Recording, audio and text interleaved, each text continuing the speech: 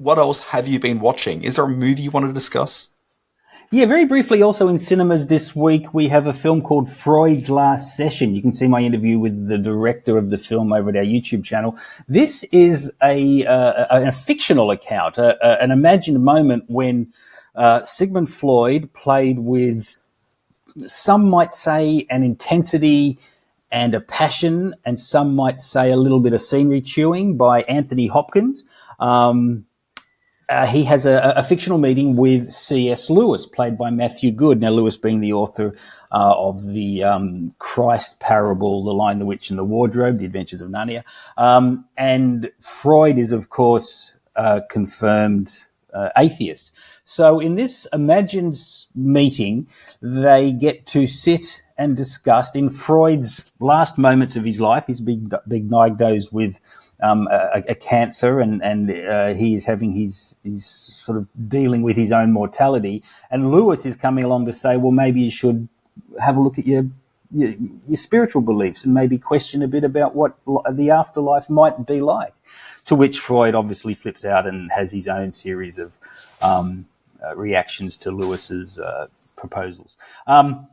This is a film about two people from diametrically opposite points of view who are put in a situation where they have to listen to each other. And it's an intellectual exercise, but it's also a really kind of moving portrait of an elderly man dealing with the family he's going to leave behind. His young daughter, his adult daughter, but his daughter is having her home struggles that he realizes he's not going to be around to help fix. And Lewis is sort of, who's a young professor at this stage and hasn't written the Chronicles of Narnia book, but is forming in his mind these stories, and how, and in talking with Freud, he's able to come across and get across to Freud these other perspectives. This is not any kind of Christian storytelling. It doesn't take a stance on either the atheist point of view or the Christianity perspective, but it does provide a sort of a platform from which these discussions to grow. And in the hands of Hopkins and Matthew Goode, who's a terrific actor, Freud's Last Session proves, if a little bit dry, certainly a fascinating study of two minds discussing their points of view, and that's not a bad thing when it's handled by these kinds of actors. So it's called Freud's Last Session through Sharmel Films. It's in selected cinemas as of this week. Yeah, look, love Matthew Goode. I'm not sure I'm going to bother with this one, but reviews have been pretty strong across the board, so maybe it's going to be a bit of a reluctant screening watch that I'll end up becoming really quite interested in. Dan Barrett, what else have you been watching? Look, I'm going to knock out a couple of things in a row here. So I was fairly enthused about checking out the Bluey 28-minute special that debuted on the weekend last weekend called The Sign. Okay. This was a special which wasn't made available to critics. There was a lot of speculation. This may be Ludo making the very final episode of Bluey. There'd been conversation in the media and statements made by the creator of the program that he didn't really have a lot of material left to mine from his own life, which is what's driven a lot of the stuff that was seen in the Bluey program. His kids are getting older, which means that they probably can't, the voices of Bluey, which may or may not be his own kids, it's not actually confirmed, but they are getting older, and so the voice talent's probably going to have to change on the program, and there maybe needs some sort of a reboot to it or whatever. There was just a lot of narrative stuff around this 28-minute cartoon that was just particularly interesting for fans of the program. The question that a lot of people had was, can you take the 7-minute cartoon and blow it out to 28 minutes? Having watched it, I know I'm in a minority on this one, but I believe the answer is no. I've watched this and I just thought it was a really soulless, I'm going to actually say I think it's a bad half hour of television. They took what was a program which really played around in minutiae and being able to take a very small aspect of a person's life and blow that into a story with very strong resonance. So case in point, in this half-hour episode, there's a sequence where the Bluey character, who's a 4-year-old girl, she is given the opportunity to ride on the front seat of a car. in an ordinary episode of Bluey, it would be about the pressures and tension of her sitting up there and how comfortable she feels doing it, and then suddenly the discovery of this whole new world of the car that she's able to explore from the front seat versus the back seat. It would change her relationship with her parent who's sitting next to her driving the car. It would change her relationship with her sister who's sitting in the back of the car. It would open her up to the world of seeing the glove box and the mysteries that lie within that. Like, there's all sorts of things this program would do within 7 minutes. When they blow it out to 28 minutes, it doesn't become about her being interested in what that experience is like. Rather, it's just, hey, you're sitting in the front seat of the car now while mum chases after her sister who is running away from her wedding. And it becomes like this sort of very big, broad story. The bigger that canvas got, suddenly it lost the actual spirit of the program, which is about being on a very small canvas. And it just kind of felt like there were just all these missed opportunities throughout this half-hour episode, which just felt like an entirely different program, which I know was kind of the point, but it's a lesser program than the original one. Okay, now I haven't seen this episode of Bluey, and as we record this podcast, I watched Gogglebox last night, and it featured very heavily as part of the Gogglebox Australia lineup. And it brought several of the Gogglebox team to tears. They're all obviously fans of Bluey. Some have kids, some don't. But the storyline about them maybe selling their house and maybe having to move out of that raised a whole lot of issues for them with regards to the breaking down of innocence, and that when you first move out of your childhood home, what a traumatic experience it is. But you're saying that this expanded format lost touch with the essence of the best of the Bluey episodes. So it did. Also, from a perspective as well, the perspective of the show is generally from the kids. Occasionally you'll see a perspective from the parents, but the lessons and the teachings and the overcoming of challenges always comes from the kids' perspective. This half hour switches it, where the lesson learned is by the father who decides not to sell the house at the end because he sees the way it impacts his family. But at the same time, like, that does two things. One, it changed the perspective of the show to the father completely. And the second thing is that it's actually a really bad lesson. Like, all of this, every episode of Bluey has like a certain sort of lesson you're learning from life about coping with the world around you. Suddenly the lesson of this program comes, if you cry and complain loud enough, then suddenly everything is going to return back to a status quo, as opposed to growing and evolving with a changing life situation, which is what the rest of the series is about. Everything about this just felt false, and I just wasn't into it. Okay. Well, what else have you been watching? And I'm sorry to argue against what Goggleboxes have to say, but... Well, they are the people's panel. That's what they talk about. They are the voice of our generation. Very quickly, another show that people are really talking about at the moment is Baby Reindeer, which is a series on Netflix. It's about a stand-up comedian in London who isn't very good. He works at a bar, and it seems like his life's not really heading in the direction he'd really planned. He gets maybe a bit of affirmation in life from a seemingly homeless, or at least very poor woman that keeps on coming into the bar he works at. She can't afford to even pay for a tea, let alone the Diet Coke that she comes in for every day that he offers on the house.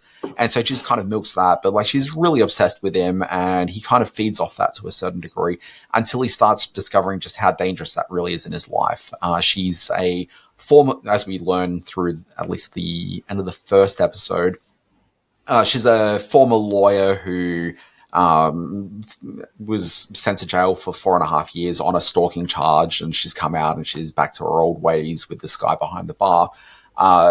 I'm not going to talk too much. There's a character that gets introduced into the second episode of the show, which is really unusual for this kind of a story, but it is based on a true story. So I'm guessing that this is a real life character that exists within it. I don't want to sort of spoil who she is, because I just think it's just interesting she's included into this in the way that she is. But this is a program which completely lost me with the first episode. Remember last week we were talking about the, I think, terrible Late Night with the Devil movie, because what really ruined that movie for me is mixing up the perspective of what it was set out to do, which that was trying to be a found footage story. This sets up a narrative where this guy is stopping into a police station to file a report against his stalker, and like, that's the impetus for the narrative over the top to explain what's going on. there's all this information that's being revealed in a way that makes for exciting, fun TV, which is that at the end of the half hour of the first episode, there's a cliffhanger and there's the revelation that this woman's been to jail for 4.5 years on a stalking charge. But the reality is, if you're walking to a police station to talk to a police officer and you're trying to get them on board immediately to recognize that your concern is actually valid, one of the first things you lead off with is, there's this woman that's got a previous stalking charge against her who's now stalking me. Suddenly, that actually gets people interested. The cop's not going to listen to your 28-minute story, and then you get that revelation. Like, that's just not how people work. And so that happened. I'm like, well, that's just really dumb and just kind of corrupts the goodwill that you've built up around the rest of the story. But thankfully, from the second episode onwards, like, there's no other sort of bad turns like that. It really does sort of play out sort of in a fairly interesting, engaging way. I binged this. You've seen it all? Yep. When episode 1 to episode 8. The character you referred to in episode 2, I think, is an extraordinary character, and the way she plays into, and you're right, I don't want to give too much away because it is a surprise, and it does sort of reveal a lot about the lead character, Donnie, played by Richard Gadd, and as to why. Let me go backtrack a bit. I found, similar to you, not for the same reason, but I found that first episode rather infuriating and challenging to watch because he is such a wet blanket of a human being. He is so easily taken in by the stalker, Jessica Gunning as Martha, by her clearly over the top and dangerously sort of red flag type of behaviour when they meet in the pub, and he so quickly falls into her cunning that I found it very hard to relate to him. As the series goes on, you see why he is susceptible, and there's a particularly dark episode that does come with a warning as to why he is the way he is and why he ultimately meets and falls in love with, despite his struggles, this character that you're talking about from episode 2. And I'm sort of skirting around what that is because it's a great revelation that I don't want to spoil for anybody watching this. So this was a show that created great anxiety in me because I had a lot of trouble finding an endpoint to like the lead character. But then this really complex and really quite original sort of storytelling took over, this narrative took over that kind of got me hooked. I agree that the police in this, and because it's a true story, you got to take it with some grain of salt and sort of seen through the experiences of the eye of the creator of the show. The police are buffoons, and it's not until they're able to track down who this woman is and what a danger she represents that they take on a more realistic tone. But yeah, those first few episodes when the police are introduced are a little bit sort of TV comedy 101. But the way it plays out, I got to say, it completely won me over by the end. I thought it was a really terrific bit of television, if at times anxiety-inducing in the extreme. Yeah, look, absolutely. It's a bit of a must-watch. I don't know it'll end up making like a best-of-the-year list, but it's certainly one of the more compelling things you're going to see this year. The last thing is, and you reviewed it on last week's show, Simon, Civil War. I finally got along to see this one over the last couple of nights. I absolutely love this movie. I think that it is so propulsive and interesting and fascinating.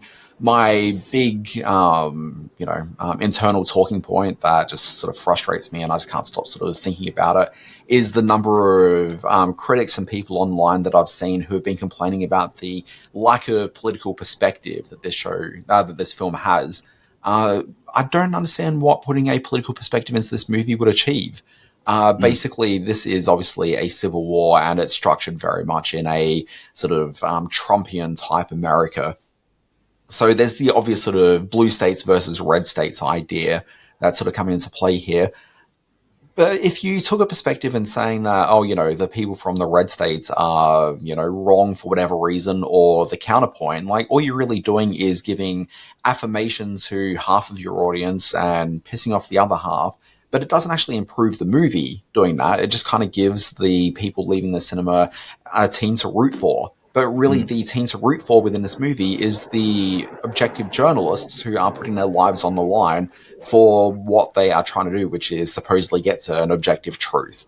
To me, the political statement is not necessarily falling along sort of party allegiances, but really it's about the idea that there is a truth to be gotten to, and often we've got blinkers on that stop people from being able to see that.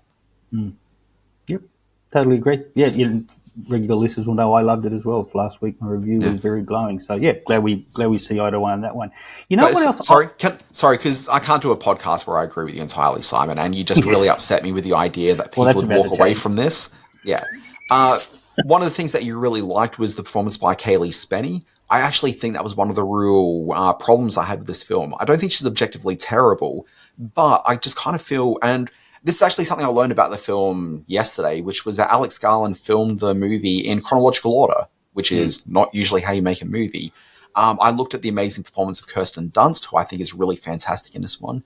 Wagner Moura, I know from Narcos and also from that time travel-ish show with Elizabeth Moss from Apple TV that I can't remember the name of. He's quite good in both of those, but in this one, like, he's a really compelling screen presence. Really like both of them. And then Kaylee Spanny just kind of felt like it could have been any actress playing the role. But because they filmed it chronologically, I do think she actually gets better as the movie goes on. And by the end, I found this to be a lot more compelling. But in those first, like, maybe 15 to 20 minutes, like, I really struggled with her. She was such a void of a presence on screen for me. Did not care for it. Well, we disagree on that. We may also disagree on the one other thing that I've been watching this week, and that is a little part 2 of a Netflix event. Let's call it a Netflix event. No, it's not an event, Simon. It's just a terrible movie coming out. I haven't even got the name out yet, and you're coming out. No, let me Simon, get the name out. You're using the word event. Come on, Simon. Let's calm down the rhetoric. Let me get the name out. It's called Rebel Moon Part 2, The SCARGIVER. This is Zack Snyder's second episode of his epic Rebel Moon narrative. We saw the first part, what feels like ages ago, which was when our heroine, Cora, played by Sophia Butelli, gathers up the soldiers. They're going to fight against the evil Count, whatever his name was, I can't remember now. The Realm, led by the terrific, what's his name? Ed Skrein as Atticus Noble. And in this episode, which wraps up this compelling bit of storytelling, compelling. I tapped out after the first 15 minutes of the first film. Listen to me. So they return to the planet where Cora was living, and it's a farming community who are gathering wheat. Why this huge sort of empire? It's basically a Star Wars ripoff, but this huge empire like Realm collecting wheat to feed their soldiers from this tiny little village makes no sense really whatsoever. But the Realm are coming to claim that wheat, and the villagers are going to fight back in a sort of Seven Samurai or Magnificent Seven type of way, where all these misfits are going to fight off against a massive galactic force. First hour was really boring, a lot of sweaty people collecting wheat. Last hour of this is pretty exciting, kind of well-staged action. The dialogue is terrible, but so was the dialogue in most of the Star Wars films and the films that this copies. One of the great joys of watching Rebel Moon, The SCARGIVER, is just seeing exactly where the influences come from. He copies from himself a little bit. There's a big sort of element of the film 300 in this, where a small band of committed soldiers fight against this massive oncoming horde of baddies. There's a little bit of aliens in this as well, certainly in some of the shot uses that he used. It's all essentially Star Wars. The giant Realm spaceship is essentially the Death Star, and when Cora gets aboard that, there's a whole lot of shooting that goes on to get back to the craft. And there's a whole lot of characters that mimic Star Wars characters as well. I've seen a whole lot worse science fiction action than the Rebel Moon series, and as someone who is an unashamed Zack Snyder apologist, I can see what this was trying to be and can cut it some slack. You sent me you said that you were deeply offended by the 3-star review I gave it on my Letterboxd account, which I thought was very funny. But I think while it doesn't break any new ground, and it's clearly an indulgent act for Snyder, it kind of works in what it sets out to do as a big dumb comic book outer space adventure. So I'll leave it at that. Look, I couldn't get past the first 15 minutes of that first film. I thought it was terrible. You talked about the first hour of that first film all being about wheat. That's actually the first 7 minutes. It just feels like an hour. I love what I think is interesting about Rebel Moon is that Zack Snyder was hired, and this is under the old sort of movie regime of Netflix, but he was hired amongst many filmmakers who were given massive budgets to go and do sort of what they wanted to do. That film, the viewership for it was absolutely not what Netflix had really anticipated. Didn't really perform like that strongly. It came out, was it like just 2 or 3 weeks before the end of the year? Big success for Netflix managed to be the What the World Left Behind movie and not Rebel Moon, which I don't think they were expecting. But yeah, like viewership wasn't there for it. I'll be very interested to see how part 2 goes for this one, because this one's crept onto our screens very quietly. There's no ads on sides of buses or anything like that for this. No. This is just sort of wrapping up the story, and let's move on from it. Which speaks to the fact that the first one just did not perform very well at all for Netflix. I know that Zack Snyder had intentions of there being quite a number of Rebel Moon movies and TV shows to follow. I don't think that's going to happen. But anyway, let's see. Yeah, this is open-ended, and that would suggest that there was at some point hope for further episodes, but no, I can't see it happening. I wouldn't be entirely surprised if there was a Rebel Moon like animated show or something that they throw on, but I wouldn't expect there to be anything on the scale of the first 2 movies in the Rebel Moon epic film series, as you've touted it.